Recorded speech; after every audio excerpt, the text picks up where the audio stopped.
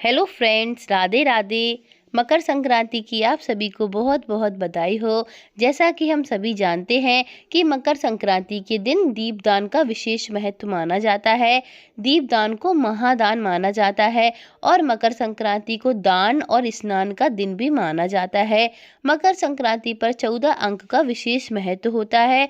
तो इस मकर संक्रांति पर आप 14 दीपदान कैसे कर सकते हैं, ये दीपदान हमें कहाँ करने हैं, कब करने हैं, तो इसकी संपूर्ण जानकारी आपको आज के इस वीडियो में मिलेगी। तो फ्रेंड्स, वीडियो को पूरा ज़रूर देखिएगा ताकि आपको पता चल सके कि आप मकर संक्रांति के दिन 14 दीपों का दीपदान कहाँ कहाँ कर सकते हैं। तो चलिए वीडियो शुरू करते हैं। तो यहाँ पर दीपदान करने के लिए हम सबसे पहले एक थाली ले लेंगे या फिर आप एक बड़ा सा पात्र ले लें और उसमें इस तरह के हम 14 दीपक मिट्टी के ले लेंगे। और आप इस बात का विशेष रूप से ध्यान रखें कि आप जो भी दीपक ले रहे हैं वो कोरे दीपक होने चाहिए। यूज किए हुए दीपकों का यूज हमें नहीं करना है। तो हमने यहाँ पर इस तरीके से 14 दीपक ले लिए हैं।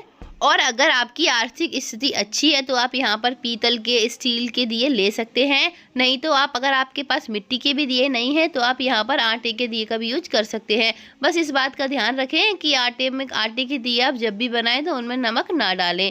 इसके बाद यहाँ पर हमने मिट्टी के दिए ले लिए हैं, उसमें हम यहाँ पर गोल या लंबी बाती रख सकते हैं। तो यहाँ पर इन सारे दियों में मैं इस तरीके से लंबी बाती का प्रयोग कर रही हूँ, क्योंकि जब भी आप मिट्टी के दिए का यूज करते हैं तो उनमें लंबी बाती का ही प्रयोग ज़्यादा शुभ माना जाता है।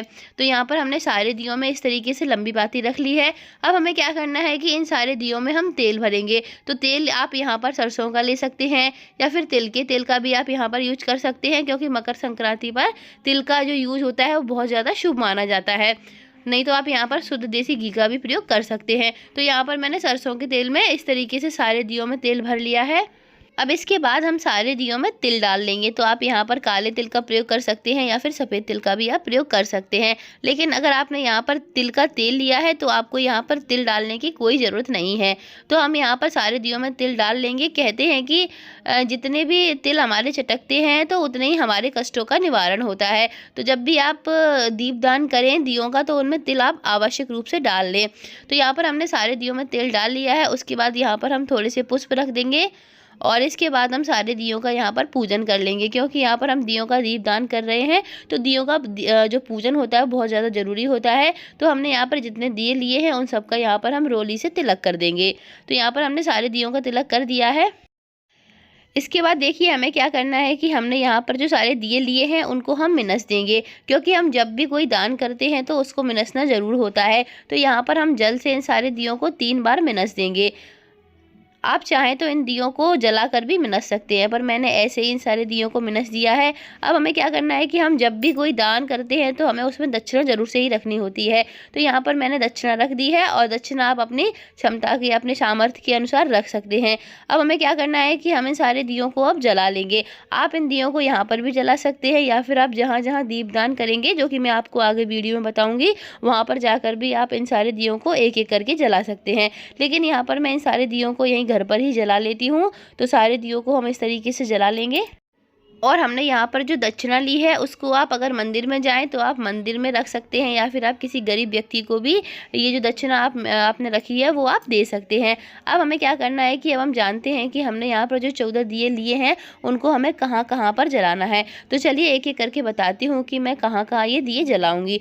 तो जो सबसे पहला दिया है उसको हमें अपने घर के मंदिर में जलाना होता है, यानी कि हमारे घर में जो ठाकुर जी हैं हमारे मंदिर में, तो सबसे पहला दीपक हम अपने घर के मंदिर में जलाएंगे, अपने ठाकुर जी के पास जलाएंगे।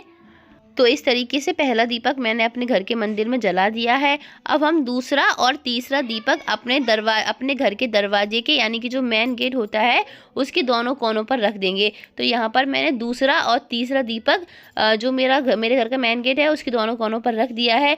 इसके बाद हम चौथा दीपक तुलसा जी में जलाएंगे, क्योंकि तुलसा जी में दीपक जलाना बहुत ज़्यादा ज़रूरी होता है। और तुलसा जी का जो ये महीना होता है उसमें पूजा पाठ का भी बहुत ज़्यादा महत्व होता है। तो इस तरीके से चौथा दीपक हम तुलसा जी में जला देंगे और 5वां दीपक हम अपने घर की रसोई में जलाएंगे, क्योंकि रसोई में दीपक जलाना बहुत ज़्यादा ज़रूरी होता है। तो 5वां दीपक आप अपने घर की रसोई में जला लीजिएगा।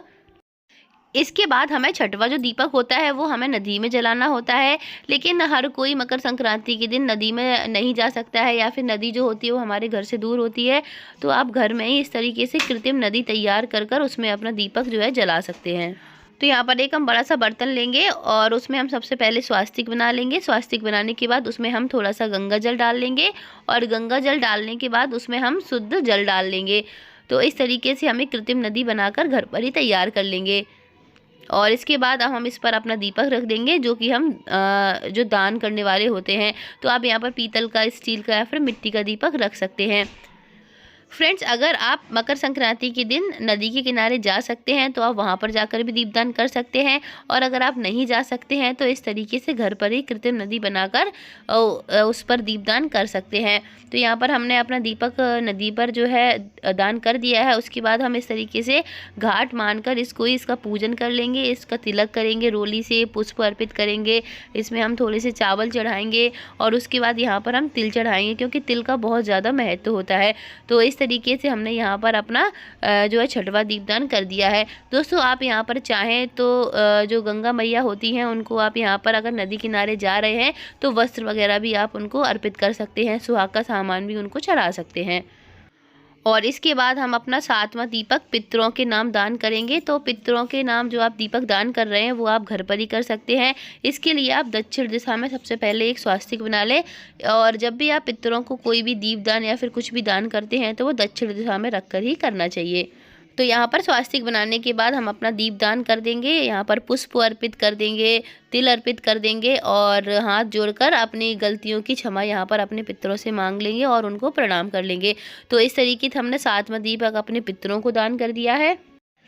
9वां दीपदान हमें गौशाला में करना होता है, लेकिन अगर आप गौशाला नहीं जा पा रहे हैं तो इस तरीके से अगर आपके घर में गाय माता की मूर्ति है तो आप उनको 9वां दीपक इस तरीके से दान कर सकते हैं। तो यहाँ पर हमने 9वां दीपक गौ माता को दान कर दिया है। तो इस तरीके से हमने 9 दीपक दान कर दिए हैं। बाकी हमारे 5 दिए बचते हैं, उनमें से हमें एक दीपक मंदिर में दान करना होता है, एक दीपक हमें शिवालय में जाकर दान करना होता है, और एक दीपक हमें समी के पेड़ के नीचे, एक आंवले के पेड़ के नीचे और एक पीपल के पेड़ के नीचे हमें रखना होता है। लेकिन क्या होता है कि हम इन सारी जगह पर जाने में सक्षम नहीं हो पाते, हम नहीं जा पाते हैं। तो उसमें आपको टेंशन लेने की बात नहीं है। आप इन सारे जो दिए हैं उनको आप घर पर ही दान कर सकते हैं। तो मैं आपको बताती हूँ कि इन सारे दियों को आप किस तरीके से घर पर ही जो है दान कर सकते हैं। तो हमें क्या करना है कि सबसे पहले एक हम बड़ा सा स्वास्तिक बना लेंगे, और उस पर हम इस तरीके से 5 दीपक इस तरीके से रख देंगे, जिसमें से एक दीपक मंदिर के नाम का, एक शिवालय के नाम का, एक पीपल के पेड़ के नाम का, एक समी के पेड़ के नाम का और एक आंवले के पेड़ के नाम का हम यहाँ पर दीपक रख लेंगे।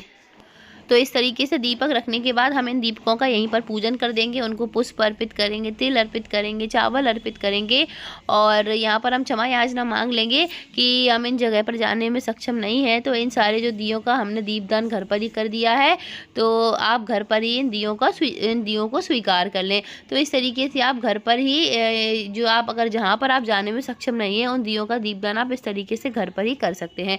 तो दोस्तों, ये था मकर संक्रांति के दिन हमें 14 दीपकों का दीपदान कहाँ कहाँ करना है। अगर वीडियो अच्छा लगे हो तो चैनल को सब्सक्राइब जरूर करें।